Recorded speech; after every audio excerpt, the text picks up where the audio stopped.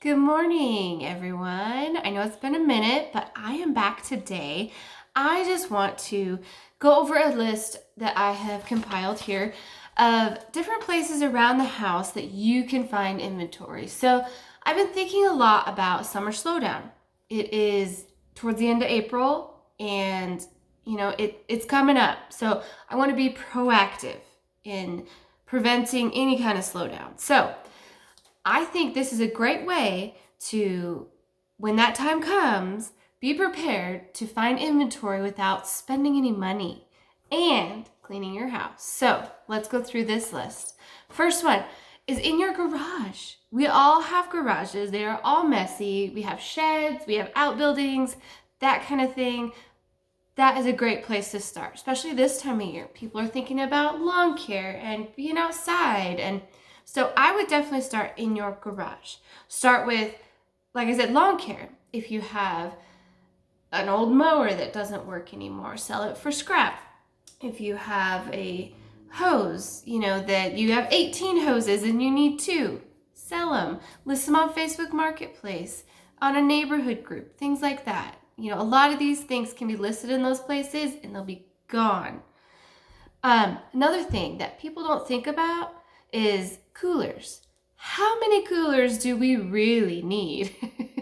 Personally, we have 2. We have a big and a small. So we have both sides covered. If we need anything more than that, we just buy one of those little styrofoam ones and we're good. We don't have to store it all year long. So coolers. Think of that. Okay. The obvious being a reseller, which I'm hoping you are. Be sure to subscribe for reseller content, by the way. Shoes, clothes, purses. So that's for every member in your home. Kids especially. Kids, they turn it over so fast. Not only are they growing, but when they get to a certain age, their styles change so fast. And also, they get holes in them. They get, worn out. Just throw them away. But those that you can sell, bundle them up. I just, in fact, sold a 3-piece bundle. I think they were 18 months, Ralph Lauren onesies, and I bundled them up for like $25, sold them on Posh. If one item is not worth listing, make a bundle. I have bundled a lot of my daughter's clothes. I'll make like a 15-piece bundle and sell it for $20. And a lot of people are like, yeah, especially in these higher priced areas, they're like, that's like less than $2 an item, even after shipping. They'll jump on that fast, especially kids' clothes. So great way to go there. Purses. So I personally don't hoard purses. I know that some people do. My daughter does.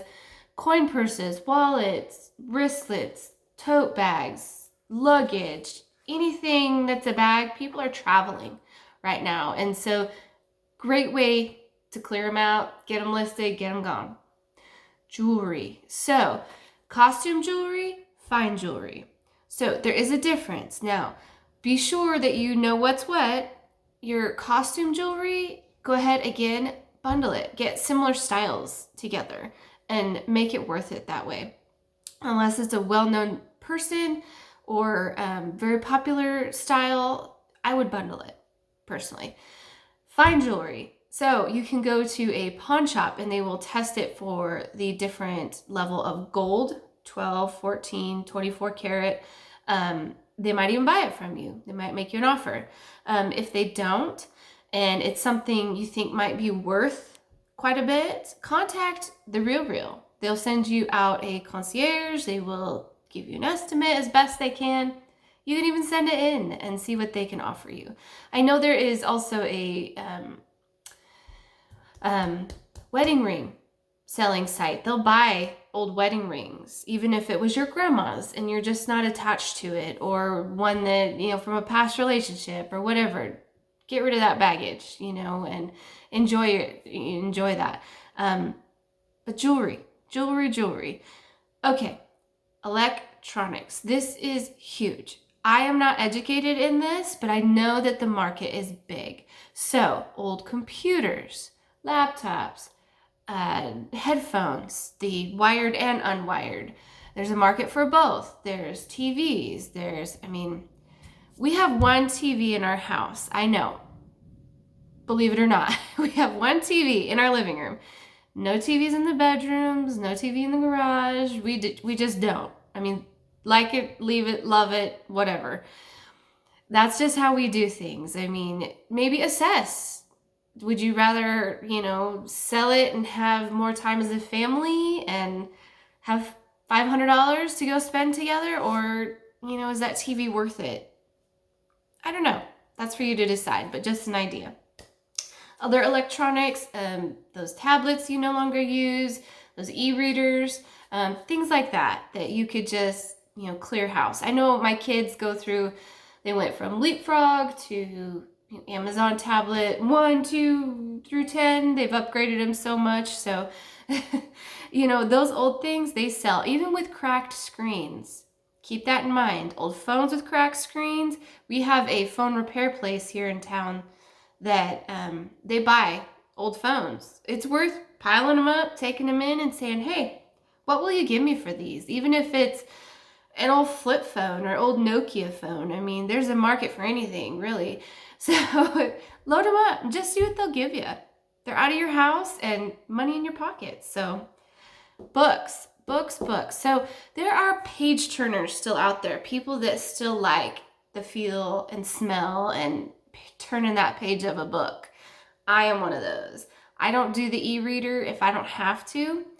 So there is a market for books. Now, again, you could minimalize things in your house, clear out your books and get them all in ebook version and still enjoy them if that's your thing. It's an idea. Toss it around. Old textbooks. If you are a high school or college student, old textbooks sell and they sell well. Not for what you paid, but they sell pretty well. So be sure there is a free app for book selling. I learned about this years ago. It's not the best, but it does work. It's called Book Scouter. So look it up. It's Book Scouter. And you scan the barcode or enter the ISBN number on the book, and it will give you what website is buying the book and for how much. A lot of these websites, though, do have like a $15 minimum of selling. So say if they buy the book for $2, you can't send it in until you reach that minimum. So if you're going to clean out books, get the kids' books, get your books, get the cookbooks, get the maps, everything. Try it all. Scan it all. Just make a day of it. That's always fun. So, books. And then along those lines, entertainment. So we're going to go through toys, puzzles, games, and video consoles. So I know that video game consoles are kind of like tablets, to where Xbox One, Xbox X, Xbox, they go through all these different reiterations of them. If you have some of those old ones laying around, there are places like GameStop and things like that. They will buy those from you. Also, list them on Facebook. If you don't like the offer you get from those places, try it on your own. Old games. A lot of them, they'll sell well if you can test them and prove that they work and that they're not, scratched like crazy. That's always a plus. Board games, puzzles, play them. If you don't play them, get rid of them. A lot of people do play them. They're fun. A lot of nursing homes enjoy puzzles and games as donations. So if you don't even want to spend the time to sell them, take them to your local nursing home. They would be overjoyed with those donations. Toys. Go through, again, bundle them up. We just had a yard sale a couple weekends ago. I had a big old box of Barbie goodness. And I sold it all for $10. Just clothes, Barbies, I think a Barbie camper, it was gone. So, made a little girl's day. Plush. So, stuffed animals, and I know that this can be a big money maker. If you find, for example, something vintage, something collectible, if you find Disney parks plush from the tag, use Google Lens. That is definitely a great way, especially if the tag's maybe been cut off. Still sellable, But definitely do your research on these items, okay? And plush, throw them in the wash. Please, throw them in the wash. If they're a little stinky, use some OxyClean. Clean them up. Easy, easy, easy. And usually plush is cheap, especially at the bins or at a yard sale or even, from your own closet, from your kids, from that, teddy bear you got from grandma in 1982 that you don't, it's been in a box for 20 years. Get rid of it. Just an idea. Okay, now we're going big. This is furniture and end tables, lamps, coffee tables, that kind of thing. Now, I don't usually promote selling big items. That can cause a headache for some people because they tend to sit longer, hang around, take up space. I don't usually thrift those items, but if they're items that are already in your home, and maybe you redid your bedroom and it's just been shoved in the garage, that nightstand, list it, sell it, get it out of here. Lamps, if you have redecorated, or if, Grandma Gigi's lamp is still in your guest bedroom and it's ugly, or you don't use it, or you don't have people over. Sell it, start fresh. Get rid of it. And musical instruments. So this is one I would have never thought of. I'm not a musical person, but I think that it's important to clear those things out too. They can linger, hang out, and if it's not your thing anymore, move it along. Somebody else will enjoy that instrument. Sports and exercise equipment, same thing. So if that treadmill, that bike, that rower, if they're collecting dust, first of all, you should be using them. Here's your motivational speech. But if you are not going to use it, get rid of it. A lot of times those exercises can be done. Instead of a treadmill, go outside. I know not all climates and locations you can do that, but it is an option. Or, for a rower, get one of those stretchy bands, put it around your feet, sit in the pike position and pull. A lot less equipment, takes up a lot less room, and you're getting the same benefits. So it might be something to explore, cutting down on the big bulky equipment and sizing down to get the same benefit with less space taken up in your home. So next up, kitchen appliances, big and small. So how many quesadilla makers do we need? That is the question. So I see it all the time at garage sales. These, one-off appliances that are just these nostalgic things, these little donut cake pop makers and quesadilla makers, and a waffle maker I'll keep because that does have, some use. But, if you haven't used it, get rid of it. Somebody out there loves quesadillas and would love to take that off your hands, I'm sure. So just go through your cabinets, reassess, be like, okay, how long has it been since I've used this? And is it worth the space it's taking up in my home? Or can I get a few bucks for it and move it along? So, big appliances. So I'm talking refrigerator, I'm talking dishwasher, I'm talking washer and dryer. Those things. If you've recently replaced one and there's some sitting out in your garage, move them along. People will buy those. A lot of repairmen near big cities, they will buy them, repair them, and sell them as refurbished. So that might be somebody to call and explore, if it's kind of wonky and not working quite right and that's why you got a new one. Call those kinds of places. They might take it off your hands and it's out of your house. Garage fridges. If you don't utilize it, if you don't need it, that could be hundreds of dollars in your pocket and it's just sitting there. So something to think about. Pet supplies. So if you bought Fifi that toy, a year ago and she didn't touch it, bundle 3 or 4 toys together, sell it for $10 and get it out of your house. Cluttering up things, pets are like kids. They go through these different interests and what they like, and if they're not into that toy anymore, get it gone. Somebody else will enjoy that. Baby items. Along that line, babies come with a lot of stuff. Not only clothes, but toys and just these different pieces of equipment. Swings, boppies, different playpens, different strollers, different stuff like that. So once your child has outgrown it and you're sure you're not having any more, pass it along or list it for sale. That stuff is so hot. There are mamas out there looking for that stuff all the time. That will sell. So again, with the clothes, that is what I recommend to do, is lot it up in like 6 month, 12 month, 18 month. Lot it up and make it worth what you're asking. Make it worth it. And take a picture of it all together, and then take a picture of some of the key pieces individually that would be selling points for that lot, and see how that does for you. Or take it all to like kid to kid or once upon a child, stuff like that. They will buy that stuff. It is a market, I am telling you.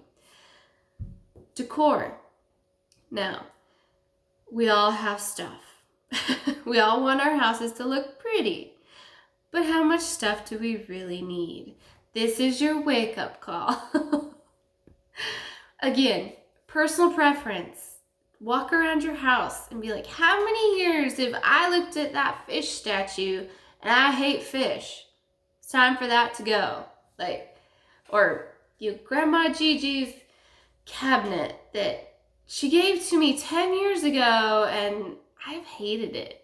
We'll see if Aunt Robbie wants it, or, something like that. You can do so much just editing in your home. I'm not going to go into all that in great detail, but the more you have, the more you have to organize, the more you have to dust, the more you have to, it gets to be a lot sometimes. So just go through and edit in your home and see what you really need as far as decor goes. Candles, baskets, just decorations. Reassess. And you might discover you have a different style than you had 10 years ago too. That's pretty common. Food storage. So as far as food storage, we all have that Tupperware drawer that we dread going through. My husband's a little OCD, so we don't personally have that drawer. He matches all the lids to all the containers, and if there's a stray, it is gone. But if you have 4 cabinets of Tupperware and you have 2 people, it's a little excessive. It might be time to cut back on the Tupperware. Just saying. Think about it. Again, bundle those items up, and that might be something that somebody in your neighborhood might be looking for, or local Facebook that maybe they bought their first house, or it's a college student that they would love to have that big bundle of Tupperware to start out with. I know I was there at one time and would have loved that. Okay, last up, grand finale. We're almost at 20 minutes. Grand finale. Thank you for sticking around. I'm glad you did, because this last one hits home with me. So, arts and crafts supplies. This one, I am famous for doing this. I buy all the supplies for this project, and then the project's done, and then I still have all the supplies. Years later. So it's important to go through your arts and crafts supplies and clean them out. If you cannot see yourself repurposing these things in the immediate future. Now, if you have a whole craft room and you have the space to store it for a long time, more power to you. I wish I did. But if you have a small space, just do that edit once again and be like, all right, I have 30 rolls of ribbon and I've used ribbon 1 time in the last 6 months. I'm going to keep my favorite 5 and I'm going to bundle the rest for $20 and it'll go. And then reinvest in some new paint or new thread or new fabric or whatever it is that you like to do. You know, that could be one way to look at it. You're selling to reinvest. Just an idea. But I hope these tips and suggestions of finding inventory that you already have in your home will help you avoid summer slowdown, that you can not be spending money, but yet listing things to make money. So stay tuned. I have more videos coming. Thanks for stopping by. Be sure to like and subscribe and let me know what your tips and tricks are. I'd like to help each other out and see, if we can avoid this summer slowdown thing and not have it be a thing, and we can all just roll through and benefit each other. So, thanks again. Bye.